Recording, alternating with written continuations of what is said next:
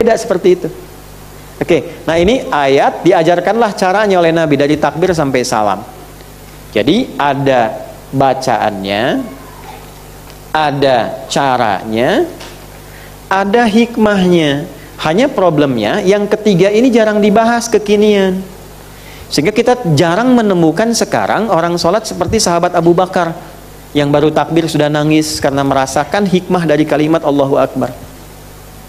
Gampangnya begini, maaf ya, maaf sekali lagi, dari sekian ribu kali kita sholat, paham nggak apa yang kita baca dan kita lakukan dalam sholat kita? Tuh. Jadi selama ini kalau ingin menuntut sahnya sholat saja, selesai dengan membaca dan melakukan gerakan itu sah, selesai. Kalau ngejar pahalanya dan ngejar menghilangkan tuntutan kewajiban, jadi tuntas, kewajiban diangkat. Tapi keberkahan dari sholat itu sendiri karena dibaca tidak dipahami, keberkahannya berkurang, kehusyuan jadi agak kurang karena nggak paham yang dibaca. Nah, hikmah mengajarkan kita, membimbing kita untuk memahami apa yang kita kerjakan dan kita lakukan sehingga kita bisa menempatkan makna itu dalam kehidupan kita. Coba yang umrah ngerti nggak maksudnya itu? Umrah itu apa? Kenapa tawaf 7 kali? Kenapa dimulai di Hajar Aswad? Hajar Aswad itu batu apa? Artinya batu hitam. Asalnya saat turun itu hitam atau putih? Seputih apa? Susu. Kenapa jadi hitam? Dosa siapa? Anda manusia bukan? Nah, mungkin di antara menghitam itu sumbangan dari dosa yang kita bawa. Itulah sebabnya kenapa fitrah kita itu aktif saat melihat Ka'bah, apalagi Hajar Aswad, karena merasa mungkin dalam diri kita ada dosa yang harus dibersihkan. Belum tawaf sudah menangis karena terkoneksi antara fitrah dengan bagian itu. Itu jarang dikaji. Terus kenapa dari Hajar Aswad sampai makam Ibrahim kalimatnya cuma sederhana? Subhanallah, walhamdulillah, wala ilaha illallah, Allah. Kenapa sampai makam Ibrahim? Kenapa dari makam Ibrahim sampai rukun Yamani bebas minta apa saja? Terus kenapa dari rukun Yamani kok tiba-tiba dikoreksi menjadi Rabbana atina fid dunya wa fil akhirati wa qina? Itu ada maknanya. Sa'i juga demikian. Kenapa disebut ta'i? Saya juga bingung kenapa sa'i menjadi rali-rali kecil. Saya cari kalau rali-rali besar apa gitu bahasa Arabnya, itu nggak ketemu saya. Nah, itu nanti ada maknanya semua. Kenapa dari Safa, kenapa ke Marwah, kenapa tengah-tengah kita agak cepat jalannya, yang laki-laki lari-lari kecil demikian seperti yang disebutkan itu. Tapi itu bukan makna sa'i. Tahallul, kenapa disebut tahallul? Ya. Nah, ini semua itu ada hikmahnya. Dan ini ada ilmunya dan diajarkan. Dari sholat nih, kenapa waktunya disebut subuh ada 2 dengan fajar? Kok bisa siangnya zuhur? Padahal bahasa Arabnya nahar. Ya, nahar itu kan siang, tapi kok sholatnya sholat zuhur? Sore itu masa al khair, kok sholatnya sholat asar? Sampai ke malam, maghrib, isya, kenapa nggak sholat lail, tapi sholatnya isya? Itu ada maknanya.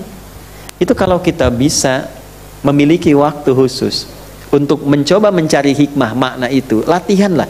Sepekan saya pengen ini, sepekan saya tahu makna waktu sholat itu apa, lalu praktekkan dalam hidup. Kita akan dapatkan suasana kehidupan yang berbeda, tidak sama.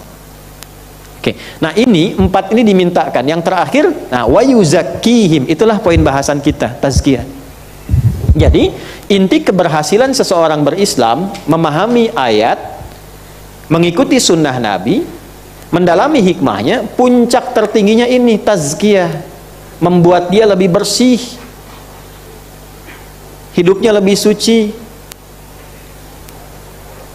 Nah, inilah nanti buahnya disebut dengan akhlak. Inilah inti kehidupan, ada di sini inti hidup itu. Ini yang disebut Nabi, innama bu'itsu liutammima. Ada riwayat salihal akhlaq, ada riwayat makarimal akhlaq di Al-Baihaqi Syu'abul Iman. Ini intinya. Jadi dari semua inti ajaran ini mengerutnya ke sini. Jadi kalau ada orang hafal Quran tapi tidak berakhlak, itu mohon maaf belum diakui sempurna langsung bahkan oleh Allah. Jadi kalau Anda buka Quran surah ke-35 Fatir di ayat ke-32, itu ukuran standarnya akhlak dulu. Thumma awrathna al-kitaba alladhina istafayna min ibadina faminhum zalimun li nafsi wa minhum muqtasid wa minhum sabiqun bil khairati biiznillah. Akhlak, dzalika huwal fadlul kabir. Keberkahan seorang penghafal Quran, ahli Quran, bukan berapa banyak dia menghafalkan ayatnya dan berapa indah kemampuannya menyebutkan kanan, atas, kiri, pojok, macam-macam dan sebagainya. Bukan itu standarnya. Standar keberhasilan dia berapa banyak huruf ayat Al-Quran itu, hurufnya, ayatnya yang merubah dia menjadi pribadi yang lebih baik. Umar tuh cuma dengan 2 huruf, Toha, langsung berubah jadi pribadi yang lebih baik. Wa hasuna islamuhu, masuk Islam, keislamannya bagus. Anda sudah Yasinan, Al-Kahfian, Baqarahan, nah coba dicek berapa banyak tuh. Oke? Nah inilah ini akhlak. Nah sekarang ini yang uniknya ini bukan ilmu takatik ya. Kajian kami, kajian sanad, ya, bukan dasar dari media sosial, ya, tak-taka yutaktiku tiktokan, gitu kan? Nah itu kita hindari. Khalaqa, ini asal penciptaan, dari tidak ada menjadi ada, nggak ada sama sekali, jadi ada, oke? Okay? Bukan mengadakan dari bahan yang ada, bukan. Nah, kalau manusia bisa bikin meja, bahannya sudah ada, oke? Okay? Tapi kalau tidak ada sama sekali menjadi ada, itu khalaqa. Yang bisa berbuat itu subjeknya disebut khaliq. Khaliq. Khaliq. Ya? Karena itu Allah menyebut dirinya dengan Khaliq. Ditemukan di mana? Di Quran surah ke-15 Al-Hijr. Di ayat berapa? Ayat 28. Sudah? Wa idh qala rabbuka lil malaikati inni khaliqum bashara min salsalim min hama'im masnun. Ketika Allah firmankan kepada seluruh kalangan malaikat dan sebagian makhluk yang ada pada saat itu, sungguh akulah Khaliq, yang mencipta dari tidak ada menjadi ada. Karena itu selain Allah nggak bisa disebut Khaliq, dan fitrah kita ketika disebut Khaliq pasti menunjuknya kepada Allah. Jelas? Baik. Nah, penciptaannya khalaqa. Karena itu setiap Allah ciptakan pakai khalaqa. Khalaqas samawati wal ard, khalaqal mauta wal haya, huwallazi khalaqal mauta wal hayata liyabluwakum ayyukum ahsanu amala. Inna fi khalqis samawati wal wa ikhtilafil laili wan nahari la ayatin liulil iqra bismi rabbikal ladzi khalaqal. Oke. Yang tercipta disebut makhluk. Oke? Makhluk. Perhatikan baik-baik. Khaliq, khalaqa mencipta, yang tercipta makhluk. Makhluk ini membawa sifat bawaan yang mulia tertanam pada dirinya. Disebut khuluq namanya.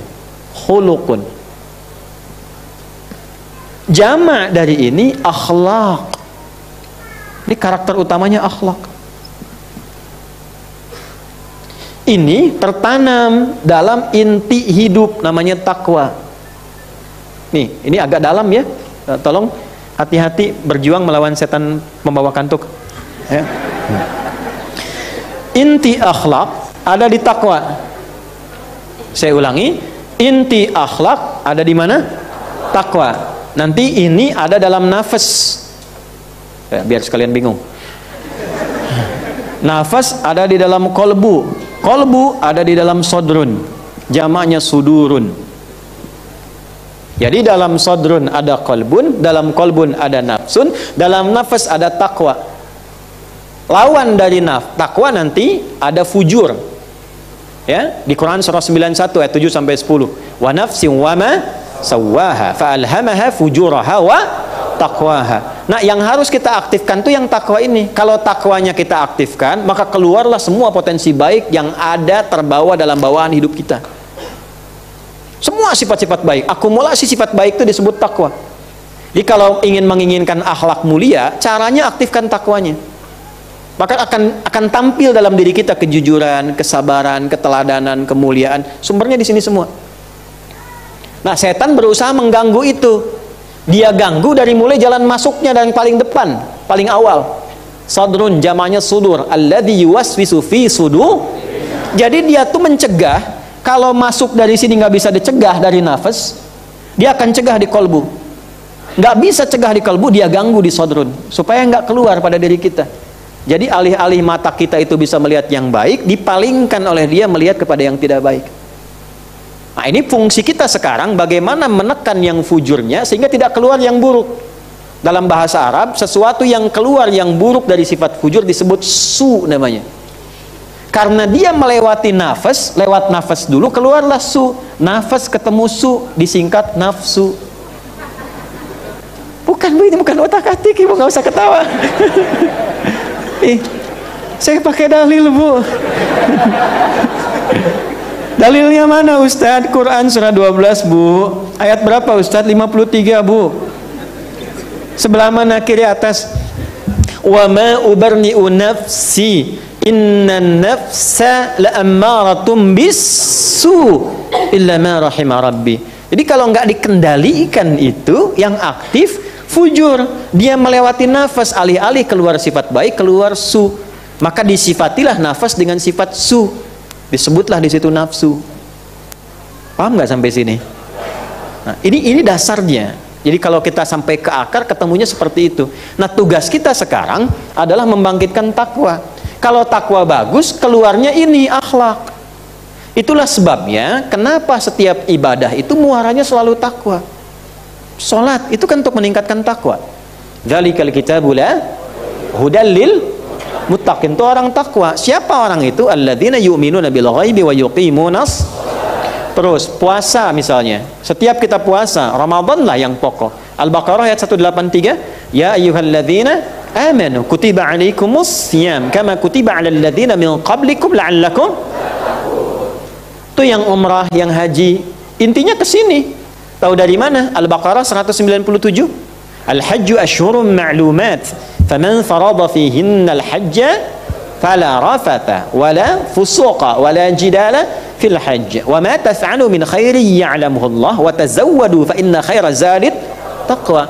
Yang tidak haji kan kurban di sini kan? Coba kurban intinya di surat Al-Hajj. La yanalallaha luhumuha wala dima'uha walakin yanaluhu taqwa minkum. Inna akramakum 'indallahi atqakum. Ini poinnya. Jadi kenapa kita dituntut ibadah? Supaya jadi orang baik. Karena takwa itu menghidupkan akhlak. Akhlak membawa perilaku kita menjadi baik.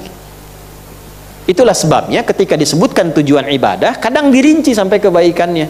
Contoh, kenapa sholat? Supaya takwa aktif. Kenapa takwa aktif? Supaya akhlak muncul. Kenapa berakhlak? Supaya baik. Orang tidak baik sumbernya dua. Kalau bukan fahsya, keburukan yang bersumber dari syahwat, atau mungkar, keburukan yang bersumber dari nafsu perut dan akal, yang diingkari oleh jiwa kita. Maka muncullah Quran surah 29 ayat keberapa? 45. Utlu ma uhya ilaika minal kitab wa aqimis shalah innas salata tanha 'anil fahsya wal. Inilah. Nah, karena itu inti seseorang disebut sempurna ketika dia ibadah itu ketika muncul akhlaknya. Dan akhlak tuh nggak mungkin muncul di luar ibadah, nggak mungkin. Akhlak tuh bawaan dari hasil ibadah. Karena bawaan sifat dari kehidupan. Ya, ini Khaliq mencipta khalaqa, yang tercipta makhluk sifat bawaannya khuluq. Khuluq ini dilatih lewat apa? Lewat ibadah. Dari mana taunya persamaan khalaqa dengan ibadah? Quran surah ke-51 ayat berapa? 56. Wa ma khalaqtul jinna wal insa illa. Disitulah ketemu antara khalaqa dengan ibadah. Hasilnya ke sini. Jadi kalau kebaikan yang dihasilkan dari pendidikan formal itu disebutnya adab. Asalnya itu, asalnya bukan akhlak tapi adab. Makanya Nabi menegaskan, saya itu tidak punya guru, nggak pernah sekolah. Oke? Karena siapa yang mengajarkan saya? Langsung Allah. Jadi secara formal Nabi diajarkannya oleh Allah. Adabani Rabbi fa ahsana ta'dibi. Yang mengajarkan adab kepada saya Allah. Dan menyempurnakan itu lewat syariat melalui ibadah. Ya, nanti standarnya akan beda. Di Jepang Anda bisa temukan adab, di Amerika adab, karena itu ada peradaban, tapi belum tentu ada perakhlakan. Kalau disiplin bagus, ngantri iya, tapi zina juga banyak, fahsyanya ada, LGBT malah disupport, kan itu fahsya. Paham ya? Nah, jadi akhlak itu di atas adab, lebih tinggi. Atas akhlak di atas adab, bisa membentuk peradaban tapi belum tentu membentuk apa? perakhlakan. Nah, cara untuk mendapatkan sifat akhlak berubah jadi baik itu disebut tazkiyah namanya. Jelas? Cara kita untuk mendapatkan itu dengan kata kerja, maka jadi tazakka yatazakka. Tapi kalau kita ingin cepat belajar jadi orang lebih baik, maka buang taknya menjadi yazakka. Barulah kita paham di sini kenapa Allah mensifati dengan kata yazakka bukan yatazakka. Perhatikan kalimatnya. Lihat baik-baik. Wa ma yudrika la'allahu yazakka, bukan yatazakka. Karena kenapa? Abdullah bin Abi Umi Maktum itu datang ngaji kepada Nabi pengen cepat berubah jadi orang baik. Itu. Jadi kalau Anda mau berangkat, mau ngaji, dimanapun itu, motivasi pertamanya berusahalah niatkan supaya berubah jadi orang yang lebih baik di hadapan Allah. Dah harus dipandang orang. Rugi kita selalu mengamati komentar orang lain. Yang penting Allah menilai kita baik, cukuplah itu. Wa kafa billahi hasiba, yang penting cukup Allah nilai saya. Kalau sudah merasa punya Allah, nanti dilapangkan hatinya. Tak peduli orang mau bilang apa, sepanjang sudah konsisten dalam kebaikan, itu terjaga. Dan tidak harus membalas dengan cara yang tidak baik. Kalau sudah jadi hamba Allah, sifat kasihnya muncul tuh, maka disebut ibadur rahman. Wa ibadur rahmanil ladzina yamshuna 'alal ardi hauna wa idza khatabahumul jahiluna qalu salama. Coba berapa di antara kita saat ini yang kita ingin belajar itu punya niat berubah jadi orang baik menurut Allah. Nanti setelah pulang dikoreksi. Ini kata-kata ini sudah baik belum menurut Allah nih? Kan dihisab. Ke anak-anak itu kata-katanya baik gak? Ya. Ke pasangan, ke kerabat dan sebagainya. Kan dihisab. Imam Nawawi itu kalau malam selalu sholat dan berusaha mencari tempat yang agak gelap supaya konsentrasi ingin dilihatnya karena Allah, menghindari dilihat manusia gitu. Tapi satu kali itu terlacak di antara sahabatnya sampai diriwayatkan ke kita sampai hari ini. Di antara yang meriwayatkan ada di antara muridnya. Jadi beliau selalu membaca waqifuhum innahum mas'ulun, waqifuhum innahum mas'ulun, dan diarahkan ayat itu kepada dirinya. Jadi ketika orang menyebut oh, Syekh sudah hebat, sudah ilmunya banyak dan sebagainya, justru Imam Nawawi menempatkan dirinya sebagai sosok yang dihisab. Hentikan tuh Nawawi, dia tetap akan ditanya. Hentikan Nawawi, dia tetap akan ditanya. Nah, mengaji yang baik itu diajarkan lewat ayat ini. Jangan batasi pada keadaan fisik kita. Tidak bisa melihat menurut manusia, dianggap kurang. Tapi kita istimewa di hadapan Allah, kita berubah menjadi pribadi yang lebih baik. Itulah sebabnya kenapa sifat keduniaan dijatuhkan melalui ayat ini dengan sifat-sifat keakhiratan. Kan Nabi menghadapi pembesar dunia kan? Tapi dijatuhkan oleh Allah dengan seseorang yang sangat sederhana, terlihat tidak ideal, tapi ketika dia berniat menjadi pribadi yang lebih baik. Jadi Anda tidak harus malu, Anda mewah di hadapan Allah dengan akhlak yang mulia, sekalipun ada orang banyak update status tentang dunianya. Jelas? Itu dulu, nanti latihan satu-satu. Jadi seperti itu cara belajarnya. Yang paling pokok itu tazkiyah. Kenapa didahulukan tazkiyah di sini? Karena ketika 4 diminta, dijawabnya oleh Allah 5.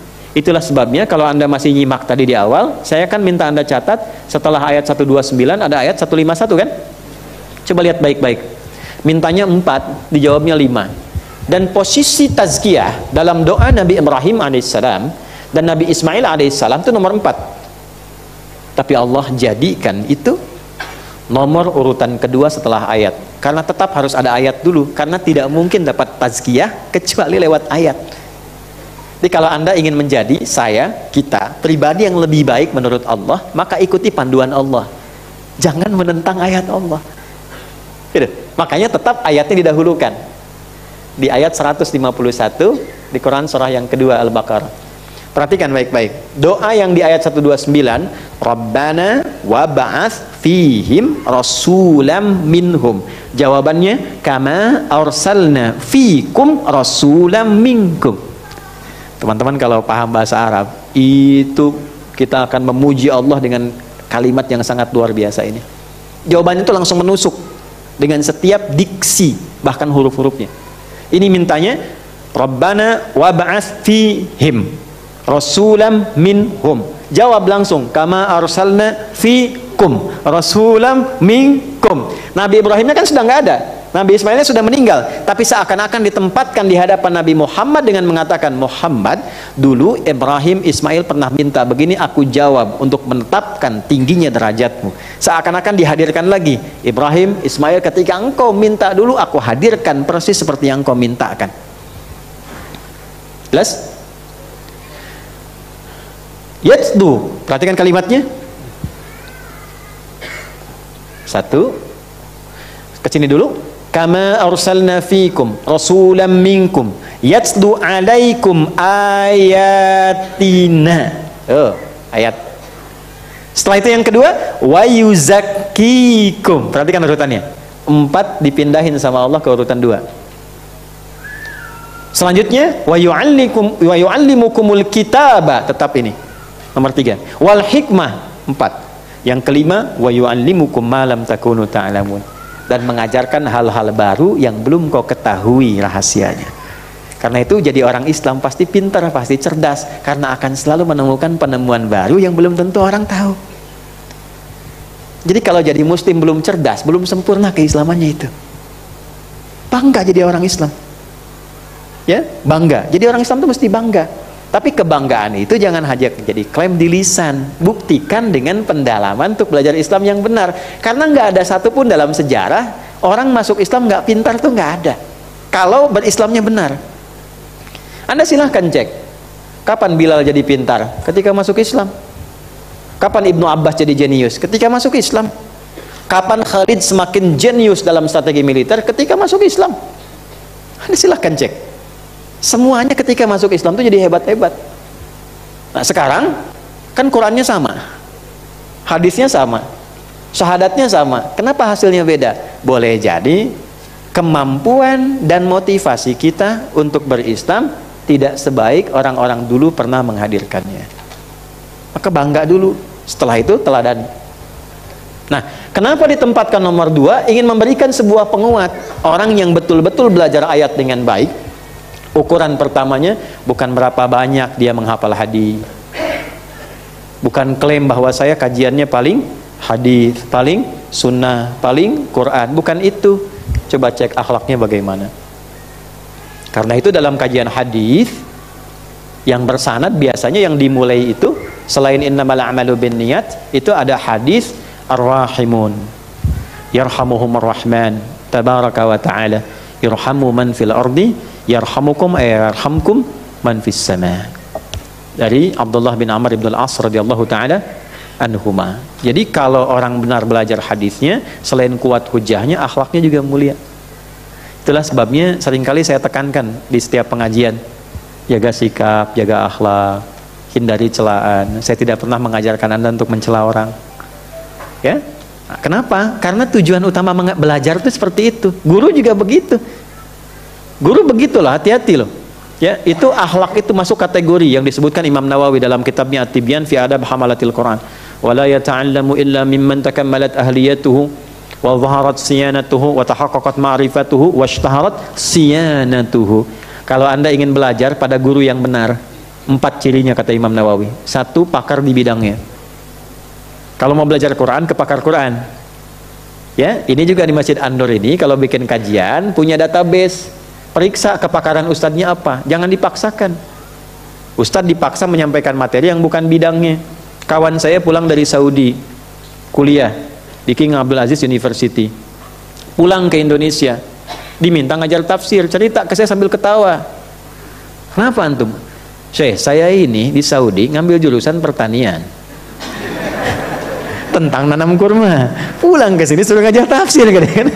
Saya bilang ya udah ajarin aja tentang nanam kurma, surat An-Nahl. Saya bilang gimana cara nanam kurma itu, ketawa tuh.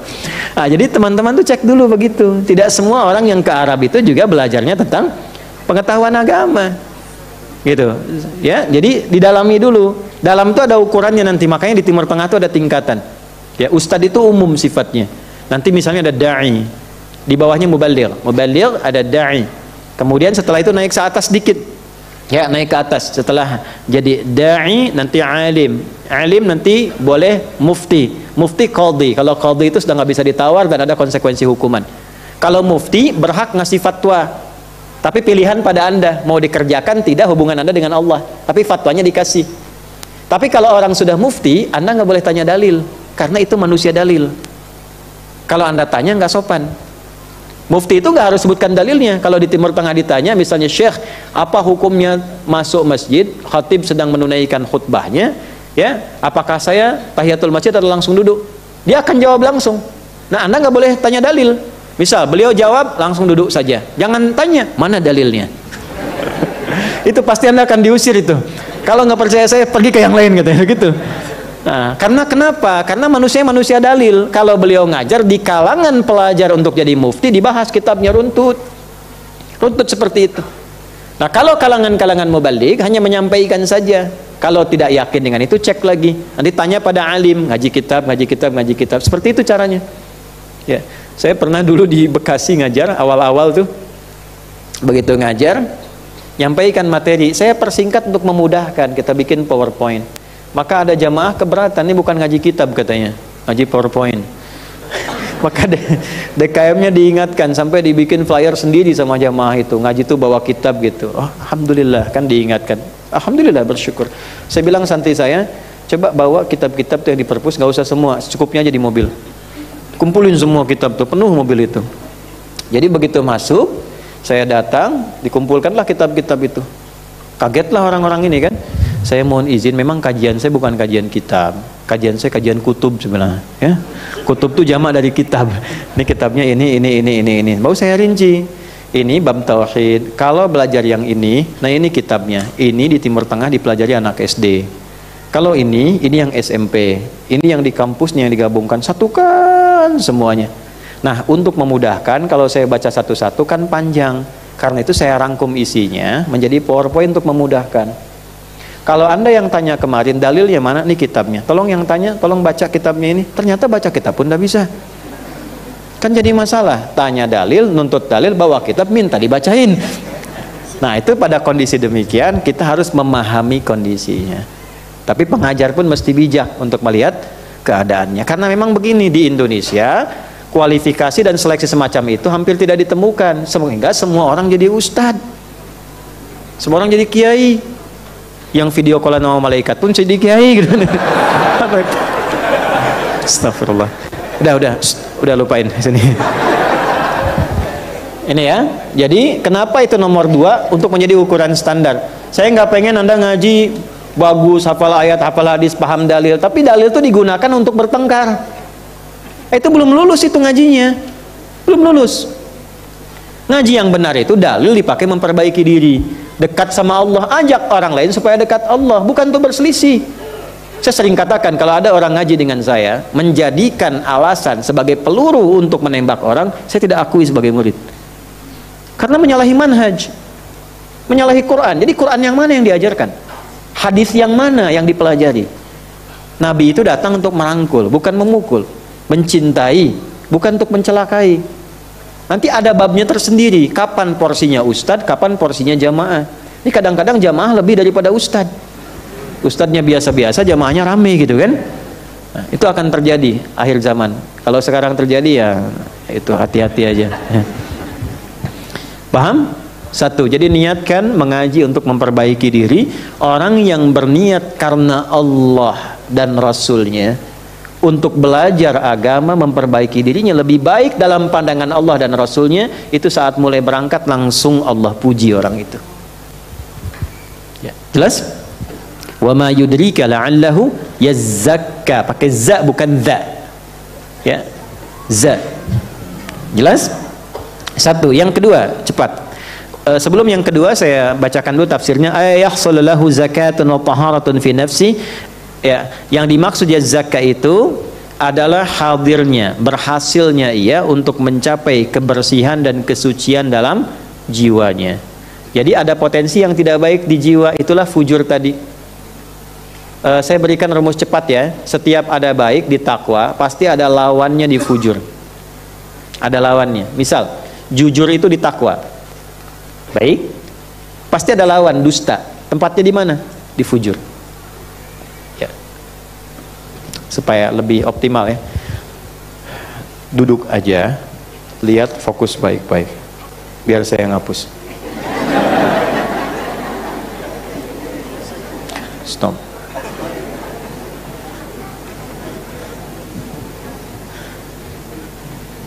Supaya saya hisabnya lebih ringan insyaallah hari kiamat. Antum yang hati-hati nih. Ya Allah, saya sudah datang sendiri, nerangkan sendiri, nulis sendiri, ngapus sendiri. Jamaah hanya duduk, lihat, catat, dan berharap masuk surga. Bismillah. Ini satu, ini dua, ini nafas, nafas. Wa nafsi wa ma sawwa fa'alhamaha fujur. Di sini ada fujur, sini ada takwa. Fujuraha wa taqwaha. Taqwaha. Biasanya sekap gini ke atas. Ini gambaran dari alif, kasih tegak sini. Perhatikan baik-baik. Fokus. Ini fujur lawan dari takwa. Jadi kalau di sini kumpulan sifat positif yang baik-baik, ada jujur, ada sabar, ada rendah hati, dan seterusnya. Maka di sini ada lawannya yang memancar, membawa sifat lawan dari ini sehingga terasa tidak baik, seperti negatif. Nah, sifat positif dan negatif terbawa dalam keseharian kita. Unsur kehidupan itu positif negatif. Anda punya mainan robot-robotan pakai baterai, akan positif dan negatif. Kalau nggak ada negatif nggak hidup, nggak ada positif pun nggak hidup. Alhamdulillah. Ya, nah ini akan selalu seperti itu karena bawaan di dalam diri kita pun kehidupannya seperti itu. Yang memancar pada sifat baik, pancarannya itu kalau material namanya infajar. Al-Baqarah ayat 60. Wa idzistasqa Musa liqaumihi faqulna idrib bi'asakal hajar. Kalau pancarannya membelah sesuatu yang gelap misalnya jadi terang, atau merespon sesuatu yang positif, itu fajar namanya. Makanya sholat pertama saat bangun tidur, saat sinar matahari membelah kegelapan malam disebut fajar. Quran surah 17 ayat 78. Ya, aqimis salata liduluki syamsi ila ghasaqil laili wa qur'anal fajr. Inna qur'anal fajri kana masyhuda. Tapi kalau pancarannya sifat yang tidak baik, dirasakan kurang positif, fujur namanya. Ini huruf sama, tapi kalimat harokat bisa berbeda, makna bisa tidak sama.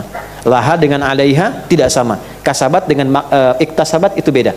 Laha ma kasabat wa alaiha mak tasabat. Itu tidak sama. Ya, raghiba fi dengan raghibaan itu beda. Sama-sama raghiba, fi senang, an benci. Takwa akumulasinya ini, lawannya ini. Nah, sekarang tugas kita bagaimana menghidupkan yang takwa, menekan yang fujur. Jelas? Ini ada supporter yang mensupport kita supaya ini bisa muncul ke permukaan. Namanya malaikat. Karena itu, setiap ada amalan yang mensupport takwanya supaya muncul, seperti sholat, takwa supaya hidup, puasa, takwa supaya naik, itu pasti malaikat ikut support. Contoh, paling cepatnya begini, ini pasti dirasakan. Panggilan sholat itu apa namanya? Adzan. Ketika adzan dikumandangkan, kalau ada iman dalam hati kita, pasti terkonfirmasi. Makanya sebelum kalimat sholat, iman dulu. Alladzina yu'minuna bil ghaib wa yuqimunas. Nah, iman itu nanti konfirmasinya akan muncul ketika dipanggil untuk menunaikan sholat. Ada di mana ayatnya? Al-Anfal. Ayat berapa? Kedua. Innamal mu'minuna alladzina idza dzukirallahu wajilat qulubuhum. Ingat, qulub jamaknya qalbu. Di dalam qalbu ada nafas. Orang beriman tuh ciri standarnya, jika disebutkan nama Allah, ada konfirmasi getaran di hatinya. Getaran itu getaran iman, beda. Tidak sama dengan ketika Anda di jalan pelanggaran lihat polisi, ada getaran juga tuh. Itu bukan getaran iman. Baik, balik lagi.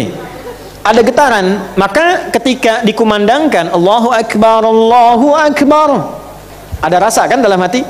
Pernah nggak ada semacam bisikan positif pada diri kita dengan mengatakan sudah adzan, siap-siap. Nah, itulah tugasnya malaikat. Jelas? Tapi setelah adzan itu selesai, tiba-tiba suka ada bisikan, baru adzan kok belum qomat. Pernah begitu? Itu ada hadisnya di Abu Daud nanti. Fa idza thuwiba fa'ada. Kalau adzan selesai, balik lagi setannya, namanya khanzab. Setan balik lagi. Nah, itulah provokatornya setan. Di sini ada supporter, di sini ada provokator. Setan. Perhatikan baik-baik. Malaikat disebutkan 88 kali dalam Al-Quran, setan disebutkan 88 kali. Jadi setiap aktivitas kehidupan kita, kita akan selalu menemukan keadaan hati ini terbawa pada dua suasana. Anda pun waktu mau ke sini kan masih ada pilihan tuh, berangkat enggak gitu kan, ustadznya datang enggak gitu kan. Tadi kan waktu nunggu, terus Ustadz Surya kan ngasih pengarahan, kan Anda masih lihat jam tuh, terus ustadznya datang enggak ya gitu ya. Nah itu kan selalu begitu. Nah karena tidak tentram, ada gejolak, bahasa Arabnya disebut koluba, tempatnya disebut kolbu, tempat nafasnya disebut dengan kolbu. Cara kita supaya bisa menekan ini agar lahir ini takwa, itu disebut tazkiyah itu. Maka lanjutkan ayatnya, wa nafsin wa ma sawwaha fa'alhamaha fujuraha wa qad aflaha man zakkaha. Zakka pakai fi'il madhi di sini supaya cepat dan fungsinya kuat.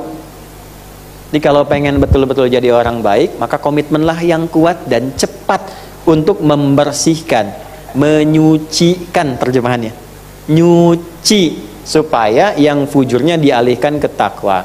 Saya tanya sama ibu deh bu, maaf ya bu, kalau nyuci itu buang bajunya atau buang kotorannya? Ih kotor.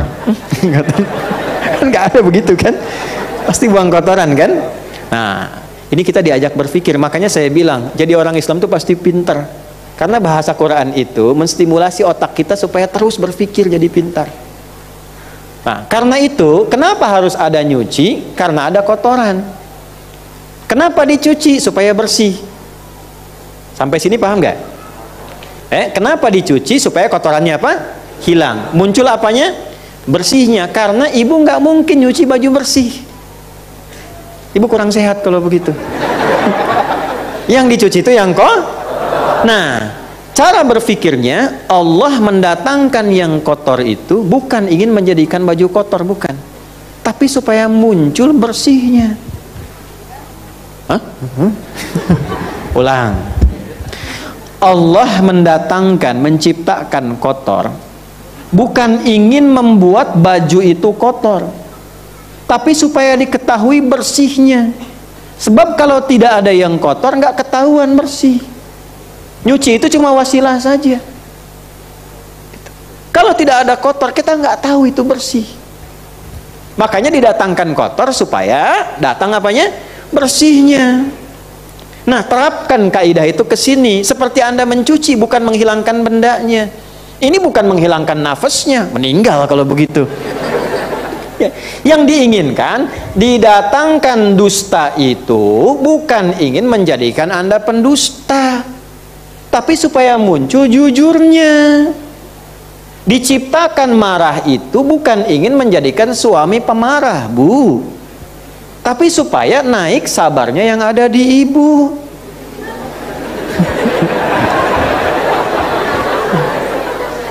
Kita belum belajar hikmah nih, belum belajar, karena kan rumah tangga itu selalu naik kelas. Ya, ibu mau naik apa turun?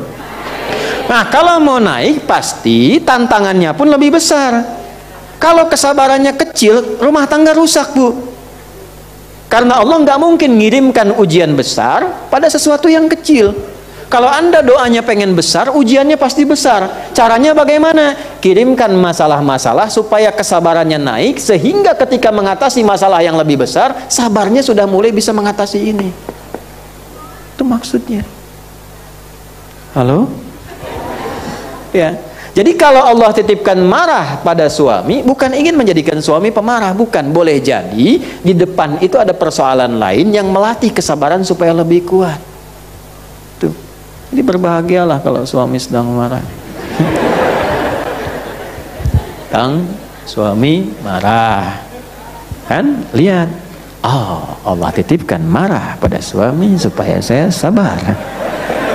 Nah, kan tenang aja. Insya Allah lebih tenang. Ntar juga lama-lama suami bingung sendiri. Tuh. Jadi gampangnya gini, cari lawannya. Cemberut apa lawannya? Nah, balik gantian kita ya. Istri cemberut, suami gitu.